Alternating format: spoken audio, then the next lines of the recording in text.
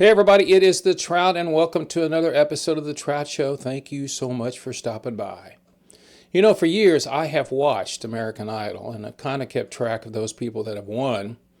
But I always kind of wondered what happened to those people that came in the top five and said, what happened to their careers? Now, there's been some people that didn't win to go on and become very famous and very, very successful musicians.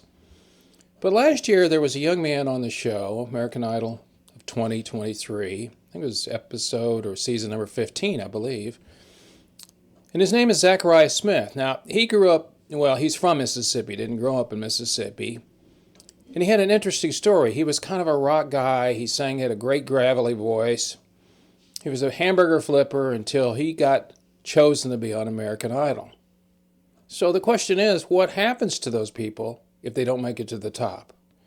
Well, Zach sat down with me and told me exactly what happens when you go to the show and you audition through the whole process. It's really interesting. If you like watching a show, you'll like learning about this. But then what happens when all the cameras go off and you go back home? Well, you find out about that too. So, up next, the story about American Idol finisher number 5 from last year, Zachariah Smith. That is next on The Trout Show.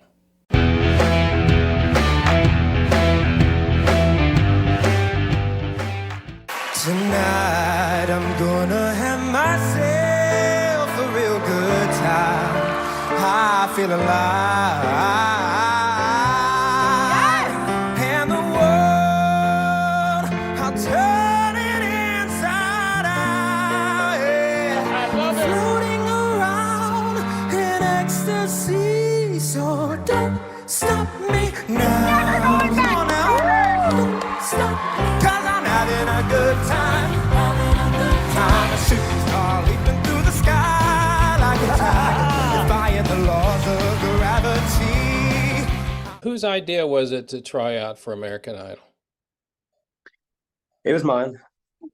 And how did you do it? Did you go send a video? Right. So, just to give a little bit of background, let's keep in mind I've watched American Idol since I think Carrie Underwood was probably my first audition that I had really watched and grasped onto. Right. But I had been watching Idol. I've watched Idol for years. So you started watching when you were a kid. You were just a kid watching. Yes, 6 years old I started watching, and keep in mind at 6 years old that was also the time that Michael Jackson had just died, and he was one of my biggest inspirators. He was, I watched Thriller one time and I was glued to it and I couldn't get enough of it. Yeah. And so I knew that, it's like you said, it's that touch. So I had it. And so me and my mama would always watch American Idol, and I always told her when I was young, believe it or not, I predicted it at 6 years old. I told her, I was like, I'm going to be on that show someday. I'm going to be on it. Yeah. And so at 6 years old, I knew that that's what I was supposed to do. I knew that that was a way to get into the industry. That was my door I was supposed to walk through. And I knew a time that it would be waiting on me. So at 15 years old, I auditioned. And on tape or in person? In person in Columbus, Ohio. This is when they were setting up the tents, right? Yeah. So they go out here, they set up these tents, they do these lines, auditions, everything. Yeah. You know how the whole system works. So I go there at 15 years old. I sang some, boring song. It was a slow country song. I probably should have picked, I knew better. I should have picked something that, showed my vocals a little more. But I didn't. And, I was young. It's a really good thing I didn't get on the show that young, because I will say being on the show as a minor and as an adult are two completely different things. You have two different schedules. And so it's a different experience. It's still a good experience both ways, but it's a different experience. So tell people, how many people do you see and perform in front of before you get to the final where you get in front of the judges? Right. I've known one person that went and they told me what it was like. So tell everybody what that's like. The in-person auditions? Yeah, I mean, you show up and there's 3,000 people wanting to do the same thing you want to do, or whatever it is.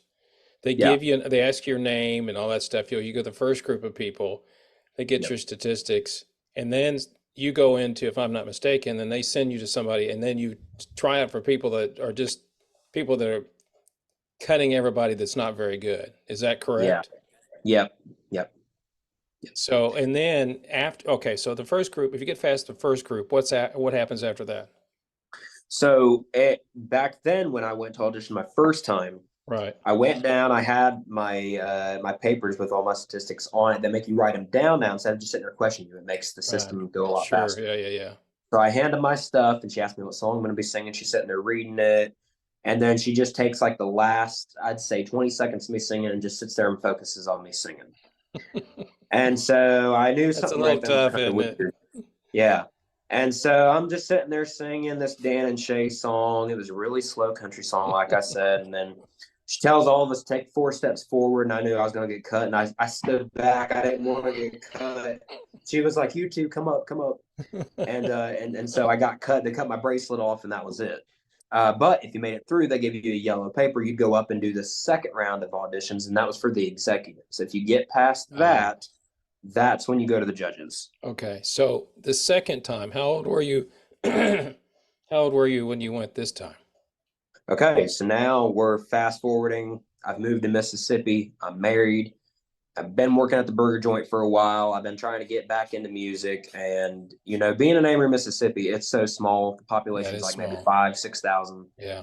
So there's nothing. So I auditioned, and I took like a 15-minute lunch break, and I said, "Hey, honey, I think today would be a good day to mow the yard." She didn't want me to do it. So I was like, "I'm going to go mow the yard. I'll be right back." I take 15 minutes to do this audition. I set myself up. First time I auditioned, I sang Tennessee Whiskey, played it on the guitar. Figured I can do that really well, shows off my voice, Yeah, you it's a good know. tune. It's a good tune. So I do it, and she looked at me and she was like, "Yeah, that's a really good song. I like that song. It usually takes us about, a week or two to get back with you, but we'll let you know what we think." I knew right then and there I wasn't going to make it. I knew she was going to say no.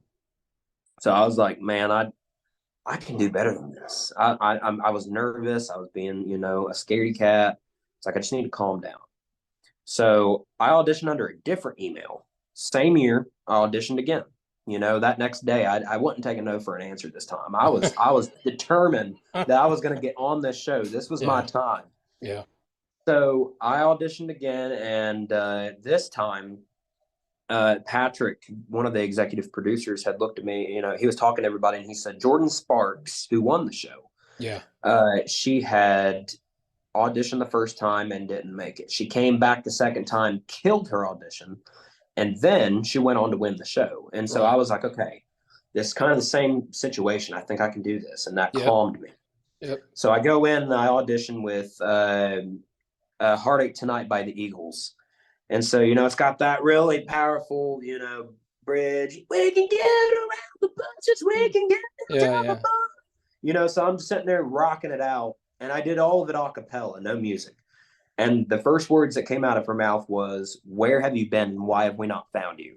Mm. This was the same lady that had auditioned me the day before.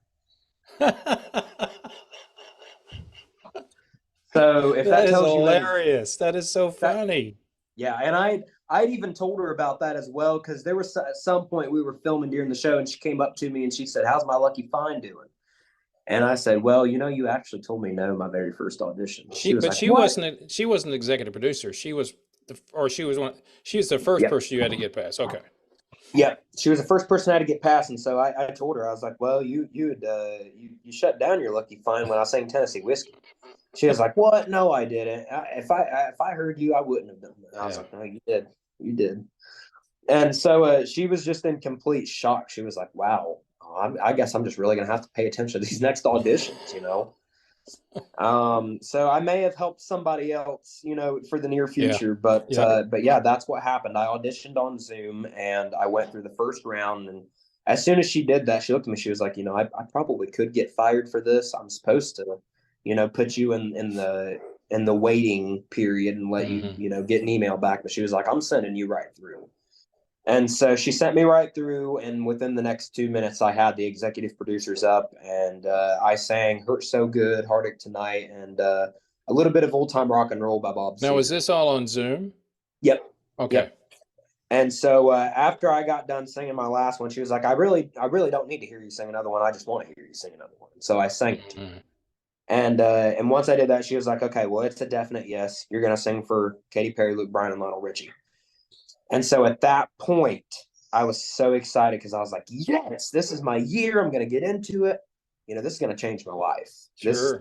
I got excited. This is where I was like, okay, this is where the real journey begins. Yep.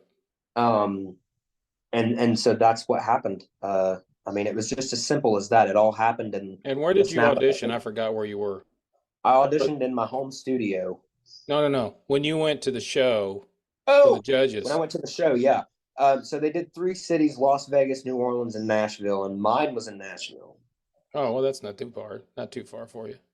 Yeah, which it's really, really weird, and I don't know if I'll get in trouble later on down the road for saying this. I'm not in any contracts, so they can't really say too much. But I've heard that if they have the auditions in Nashville, you're more likely to get a yes in Nashville than you would anywhere else. Well, And I don't know why that is. people forget it's an entertainment show. Yeah. I mean, that's the part you watch it and you're going, okay, why do they even now that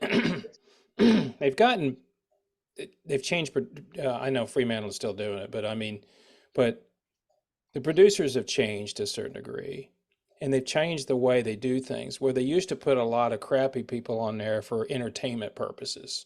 I mean, I Yes. can still remember My Pants Gone Down and She Bang, all those people, and you're like, why are they here? That's to get people to watch the frickin' show. That's exactly why they're there. Oh And then yeah. I've noticed that they don't do that as much, or if they do, they cut a lot of it out. So they get right down to the meat and potatoes. And Yep. what song did you sing did you just sing one song for Katie and the group? I did. I sang one song. Now, before I went into that audition, I planned on auditioning with Old Time Rock and Roll. Right. But the executive producer looked at me and she was like, do you have another song? I see here that you put down Hurt So Good. And this is actually the first time that John Mellencamp's ever cleared one of his songs. Because Mm, remember, they have a cleared list you have to go yes, I off. know. And so this was the first time that John Mellencamp had ever cleared anything. And so they were in shock, but they were like, yeah, it's cleared. He cleared it. He can Oh sing it. wow. Yeah. And so I had I was like, yeah, I can sing this hurt so good. And so she was like, yeah, it's just old time rock and roll. I mean, it's been used so many times. Yeah, It's yeah, more yeah. of like a karaoke type song. And I was Yeah. like, yeah, it's true. Never looked at it that way. So I sang it for her, and she was like, yeah, I think that's better. So I went with that, and I went in and sang that one song, and it Were was you like the accompanied? I don't first. remember. Did you do it a cappella or did you have a guitar or piano player? I What had Fredley, their pianist, had played for me. Okay. Yeah. That guy's a great performer himself. Oh Yeah. yeah, he's amazing. He's Yeah. amazing. They got some great piano players, and Yeah. Fredley was one of them. However, I went in and sang that one song, and it wasn't even 5 seconds into me singing, and Katy Perry was already just like she made her mind up that she was gonna say yes. And so that let me know in my audition. I was like, okay, I'm doing good. Usually I don't think while I'm singing because that's one of the biggest mistakes that a musician can make is thinking. But for me, I'm so excited. I'm looking over and to the right of me, there's like literally 35 to 40 cameras Oh that's yeah, just there's that. all on this whole side of the room. They leave you there with the idol sign and the judges. And so I'm sitting here having all this going through my mind, but I knew with Katie being so excited, I knew I was doing good. So I quit thinking from there and I just went on. And honestly, I have to go back and watch my audition to figure out what all happened because I honestly a lot of You it was don't just a remember. blur. You I don't don't remember. remember. No. No, no. And that's the one thing people don't realize that, I mean, I've never been in that position, but I can imagine what it's like. And that is you're there, you're in front of three iconic people, Mm-hmm. and you're like, okay, this is just getting weird now. I'm standing here and I'm going to sing in front of three people. All of them Mm-hmm. multi-million sellers, and all of them got big bucks and they're driving around. But then you're standing there going, this can't be real. I mean, but then you're thrust into it. Go for it. And then you Yep. go for it. And then, because you're there singing, what, 2 minutes, maybe three Yeah. minutes, and then it's over. Yep. And then they go, hey, yeah, we got you. You're going to Hollywood. And then you're out the door and you're like, what just happened? And that's exactly what had happened. And it was weird for me because going through Hollywood Week, I was like, okay, I'd like to watch my audition to see what they liked the most so I can take that into Hollywood Week. But they wouldn't let us see our auditions. They weren't allowed to. So And what so was I the? was like, man, it's such a complete blur. Oh yeah. Well, so what was I the just couldn't do it. timing when you went to Nashville, and how many weeks later was it before it was Hollywood Week? How long did you have to wait 2 weeks for? after that. Oh, that's not very long. No. Well, the Nashville auditions were the last set of auditions they Ah, were okay. doing. So it was after that set, because I think they usually start in like September. But mine was like right at the last minute Yeah. audition, you know. So And then so yeah, because I know you can't tell anybody. You mhm. can't say anything. It's like I'm going on America. You can't because you got that Yeah, paperwork that says if you did, they'll just you're gone. Yeah, yeah, they won't hesitate about getting rid of you. yeah. And then so was it as brutal as it appears to be on TV, or is that overwrought a little bit? I know they go through this thing where you have to sing with all these people, which I think is stupid, but that's just the way they do it. Trying Yeah. to, because to me, I guess they're trying to see if people can get along with other people, but you got to sing with what, a group of three or something like that. A group of two, or sometimes if it's a rare occasion, then you'll have a group of three. And you don't know any of these other people, do you? No, So no. you got to wander around and go, hey, are you able to do, I mean, it's all it's kind of the luck of the draw. I guess it's almost like that. Okay, so you go through Yeah. all of that, and you went through that, get to go the next round, and then you're in the part where they start. I'm trying to remember. Then you go to the live audiences. I guess Yes. you've made it because then they come in and they make their decision who they're going to cut before they go to the live audiences. Yes. How Yes. many Yes. people would you say, just guessing, were in that group before they cut them? Because they cut it down to like 25 or something like that. I don't remember what it is. How many Yeah, like people? the top 24, the top Yeah. 20 usually is what it is. And that's the group that goes into the live shows, and America decides.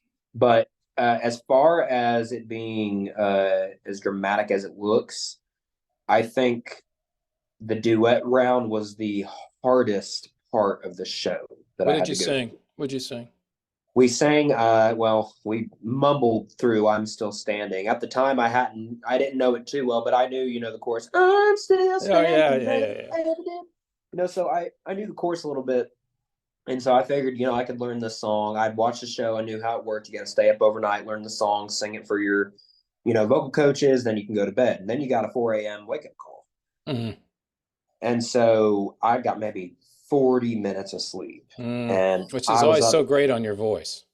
Oh, dude, we had stayed up, and for whatever reason, the words just kept leaving our memory. We couldn't remember for anything. I know that So I feeling. get backstage right before we're about to go up, and we're sitting there. We don't know what the first lyric is to the first verse. Couldn't figure out It's my not funny, but second I can really verse. appreciate your pain. Yeah. And so I looked at the executive producer and I was like, can you please go tell so and so? Can't say their names. But I was like, please go tell so and so that we cannot sing the song. Please ask her if we can sing the Temptations, My Girl. That was one of the Oh songs yeah, that was clear. yeah, yeah, So he comes back and she was like, no, she still wants you to do I'm Still Standing. And I was like, great, we're about to get kicked off. yeah. I screwed up my whole chances. So we went out there. The biggest thing that they were looking for, and the reason why they do this during duet, there's so many times in the music industry, like let's say the CMTs, if I'm asked to go on, CMT for the awards, the CMA awards, um, sometimes you're put, they may say, hey, you're supposed to do this duet with Lainey Wilson. Here's the song. You guys are going to be singing Heart Like a Truck. You need to do the second verse. Yep, So right then and there, I have to stay up and learn that song no matter what, because if they tell me, they tell me. And yep, that's my job, being yep, paid for it. I'm under contract. I got to do it.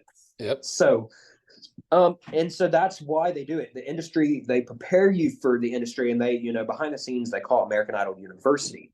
Mm, It's, I would say, one of the best programs to prepare you for what's to come, right. because there's so many hardships that you're doing. I mean, you listen to people all the time. Like I heard Jason Aldean the other day on talking on a podcast. He was like, man, I had this recording session the entire day, and then I had to play in Vegas that night, and then I'm on a 4 a.m. flight, and I get a call at 6 a.m. and it was, one of my buddies, and he was like, "Hey, we had a write scheduled for this morning." And so, they try to really prepare you because you were up for, up to 48 Yeah. hours sometimes without too much rest. Yeah. And so that's just a sacrifice that you have to take, and it's the price you have to pay. But for me, I'm used to it. I'm a night owl. That's when my creativity comes alive, is when I'm at nighttime. That's when I write my best material. And for me, I don't know why, That's but just the it's way something that's about just the way you being in work. atmosphere. Yeah, Yeah. yeah, When you hit the top 20 or 25, whatever they do, that just yeah, changes the dynamic, because yeah. then you're on the live show, then it's real. I mean, it's not that it's Mhm. not real, but I can only imagine. And of course, you go back and watch from the very beginning to now, the production values are so much, they're huge. Yeah, And there's no screwing around, because when they're live, they're live. Obviously, there's a delay, but if you're yeah. screwing around, it's like they don't, those people are there. And the They're one question chugging. I want a question though that I always wanted to know, Yeah. because they bring you in and they have to obviously set it up before you go sing a song. So you have Mhm. to sing it twice, don't you? Yep. You come to rehearsals with the band, Yep. and then they're gonna, okay, what do they call it? It's not spotting, whatever they do, where they figure out where they're gonna put all the cameras and all that stuff on you. Yeah, it's director's rehearsal. So Yeah. they do so many different rehearsals now, but like there's like 5 rehearsals that you end up doing between the director's rehearsal, camera rehearsal, Mhm. dress rehearsal, and then so there's so many rehearsals that you do with the band. But I would say about the time that we got to the first live show, well, I would say it's the showstopper. It's like the third round of Hollywood Week, and this is to see how well you interact with the audience. If the audience accepts you, that's going to let Mhm. them know, can they make money? Can you become somebody? Do you have the charisma? That's where they check all their Oh boxes. yeah, the business of And music. so Yep. for me, there's about 150 people left in this round of Hollywood Week. I'd say around somewhere around that number, about Wow, 150 to 100 that's a lot. um, of people that's singing. And so there's like 3 hours of people just singing nonstop back to back. So I come out there, black sequin, white Freddie Mercury pants. And at the time, I wasn't even trying to go for Freddie Mercury. I was just trying to get my own look. But I Gotcha. had sang "Don't Stop Me Now," so I come out there. I'm ready to rock with everybody. I got everybody amped up, and you know the judges were just amazed. I mean, I went back and watched that episode, and I listened to their comments all the time, and it's just like they were just like, "Wow, we think he might be actually win this thing," you It's know? all about, the quality of music's one thing, but the other thing I think they're looking for, and you can look at all the ones that are still viable, ones that Yeah, aren't. See, right? It's all about show stuff. It's all about showmanship. it is. Yeah, 100%, Because one hundred I percent. know, well, I don't know for sure. Taylor was not supposed to win, but the reason he Yeah. won, Taylor Hicks won in fifth year, was because he had that audience presence. Hmm. And that's what you had. That's what we were watching, and I said, my wife and I, oh my gosh, look at this guy. It's like Yeah. you weren't you weren't timid at all, and that obviously goes back to all the years you had been performing before, Yeah. and also this is it. You may never get a chance like this in your life again, so you got to do that. Yeah. And then, so it goes over several weeks. They keep Yeah. Of eliminating people. And course. then it gets down to, you were number in your top five. Yeah. Did you? I'm trying to remember. So, what was the last song you sang for the judges? The very last song that I ever sang before I got eliminated was "Life Is a Highway" Oh, it's a cool by tune. Rascal Flatts. Have you Yeah. ever Have you heard the original? Yeah, and so That's not the original. I have. Okay. Yep. So Yeah, I I know the actually Rascal like. Flatts isn't the original. Yeah, but I did the Rascal Flatts version. Yeah. I would say. Um, and so it was Disney Week. It was themed. But the funny thing is, I wanted to get my kids to Disney, and I wanted to get to Disney Week. That was my goal. Oh yeah, I forgot about that. I didn't really care about winning the show because for me, I knew I had the chance to win this show.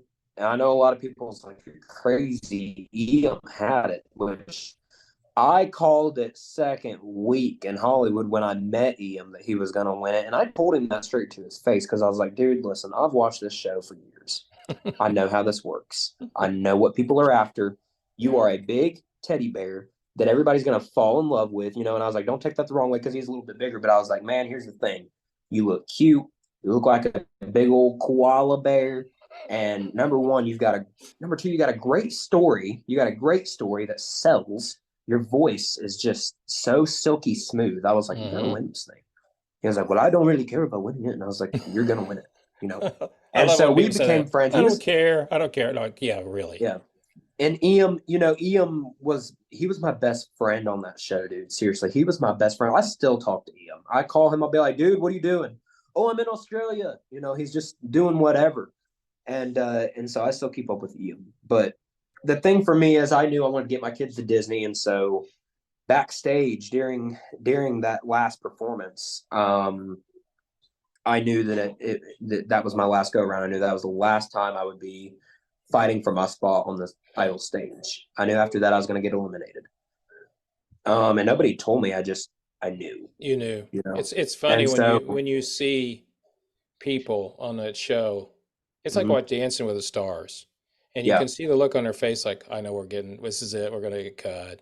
yeah, Two yeah, questions, and I'm going to move on to what you're doing now. But yeah. how much interaction did the judges actually come and see you and actually talk to you? Do they come and Dude, talk to you? I would say during Hollywood Week, we got so much time with the judges because we're all sitting there and, in between commercial breaks, whatever, they're just sitting there at that table and we're all sitting right beside them. And so for me, every time that somebody would get up near Lionel, I was closest to Lionel, so I would try to go sit by Lionel. And so every time we'd had a break, I would sit. Lionel and I would just chat. I mean, we would just talk about anything and everything. Yeah.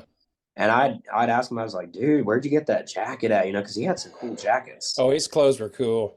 And, Yeah. I knew that he worked with Michael for, Michael Yeah. Jackson for quite some time. Yeah. And so, I was like, oh, gosh, man, I gotta ask him. I got so many questions. Sure. So Lionel and I would just sit and talk about everything. But the night of the duet, after they shut the cameras off, we had to stay up. I went to Lionel. And I grabbed his hand because he was talking to somebody else who wasn't paying attention. He was being dragged everywhere. His manager was trying to take him backstage and be like, come on, let's get out of here. Yep. But I knew that Lionel wouldn't lie to me. And I knew that Lionel always gives great advice. I'd say he is, out of all three of those judges to give advice, go to Lionel. Well, he's been around the longest. He's been through everything. And he's been in a band. He's been a great, and he's not, I think Lionel's only a year or two older than me. So, he's been around. He knows the business. Yes. And so I grabbed his hand. He looked over at me and he said, hey, what's up? And I said, Lionel, I need to ask you a serious question. Here's Isaac. Here's my partner. Is he going to be a good partner for me? Should I go with him? And if not, tell me who you think I should partner up with. He said, here's the cool thing about you two. You have this rock and roll, energetic performance that you can give. Your vocals are there. He has this in which he didn't get to show it during duet round because we completely screwed up. However, my buddy Isaac, he actually was into MJ as well. And so, we had bonded over that with her talking. I heard him sing a little bit and I was like, yeah, I could partner with this guy. We could do something. Yeah. I figured we'd do a Bruno Mars song and just go out there and kill it, Yeah. Didn't happen. The song choices were very small. We had to pick them. And if somebody had picked that song already, you couldn't do it. You had to do another one. So I'm Still Standing was the only one that was left for us. Wow. And so we had to do it. And it's not really a great tune to be auditioning for either. It's kind No, it's not, but it's what they had. Oh, I know they picked the list out and say, here it is. Yeah. Yeah. And And of course, so, Yeah. yeah. No, go So ahead. anyways, I had asked Lionel, and, he had told me, he was like, if you guys can figure out how to blend, he said, I think you guys will be just fine tomorrow. And so I said, okay, thank you. Good night. See you tomorrow. And so, that was it. But I would say throughout the whole entire competition, and especially during the live shows when I got as close as I did, we're definitely around the judges a whole lot more. And so, it gets to the point where Katie will just get out in a white robe out of the black Suburban and or the black Escalade, and she's, no makeup, no hair. She's just, hey, everybody. Hey, Zachariah, how are you? We're just all. Yeah. So they're around quite a good bit, but I would say that they do really try to give great feedback and just great pointers and tips. And I would say Luke was the same with that as well. Katie is, if she feels sorry for you, she's going to be more than one to give you that yes, even though she knows you don't deserve it, but she'll do it. So they're all three great, but yeah, they're around you quite a bit. So you finish up, you walk Yeah. off stage, you go home, and then you said to yourself, "What am I going to do now?" What was your plan? Well, it's actually funny. So before you come out to LA for the live shows, they want you to pack just in case you're the entire time that you're there. But as soon as I got to my hotel room that first night, I was in the W right off of Sunset, and I got in my room, and they had all these, it was a really nice room. Open up the drawers, and I was like, I'm going to unpack my suitcase. I'm staying here. I'm not going to allow myself to get kicked off. I'm going to stay here. I'm going to settle. I'm going to get all my stuff in these drawers. That way my clothes are here. I'm not sitting here picking them out every day out of the suitcase, keeping it packed just in case. No, I unpacked my entire suitcase. And keep in mind, I'm going from Mississippi to LA, and I'm there for like a 4-month period. So my suitcase is like packed. Oh, sure. I didn't even know. Yeah. So, and a lot of people kept their suitcases packed, but I was like, I completely unpacked. No. Yeah. I knew that this was my year, and I was like, if I made it this far, there's no reason for me to leave now. So I had stayed until the entire time. And the cool thing is, if you go back and watch the episode that I got kicked off, I immediately knew I was going to be leaving. So I just, I kind of turned to Ian. I looked at him. I smiled. I was clapping for him because if you look over, we were kind of talking a little bit if the camera shows it. But I was like, you did it, man. Congratulations. And so, and then Ryan had announced that Ian was the next one going through, and me and Wayani were, being eliminated. You're on your way home to Mississippi. You're on I the actually plane didn't thinking leave. you didn't leave. You stayed until the end. I stayed in LA the entire time, and I was so proud of myself. They have this therapist you talk to, or counselor, whoever, that's there for the show. And Right. so he was asking me, how do you feel? Are you okay? Because sometimes that's a lot of anxiety and stress that hits people. They're so mad at themselves, and so they have them there just to calm them down. But I looked at him and I was like, I did what I was meant to do. I finished it, and I'm so excited to start my career now. I've made a name for myself. Mm-hmm. I'm excited, dude. There's not anything you could say. Like, I'm not disappointed at all, because I knew if I won that show, you're stuck in a 7-year contract. It's huge.